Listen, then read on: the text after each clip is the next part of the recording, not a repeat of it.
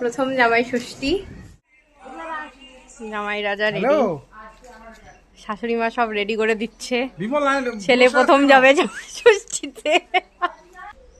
জামাই কেমন লাগছে প্রথম জামাই ষষ্ঠী? এবারের জামাই ষষ্ঠীটা আমাদের দুজনের জন্যই ভীষণ স্পেশাল। এতদিন তো দাদু বাড়ি যেতাম বাবা মার সঙ্গে জামাই ষষ্ঠী করতে, আর এবারে বরের সাথে এলাম নিজের বাড়িতে জামাই ষষ্ঠী করতে। সবার প্রথমে তোমার রিচুয়ালসগুলো কমপ্লিট করলো, তারপর গিফট আদান প্রদান করেই জামাই বসে পড়েছে খেতে।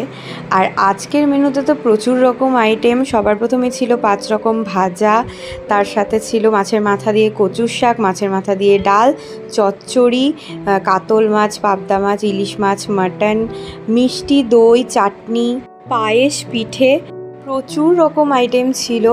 আর সত্যি এতগুলো আইটেম খাওয়াও খুব টাফ ব্যাপার। প্রত্যেকটা আইটেম আমার মা নিজের হাতে বানিয়েছে তার জামাইয়ের জন্য।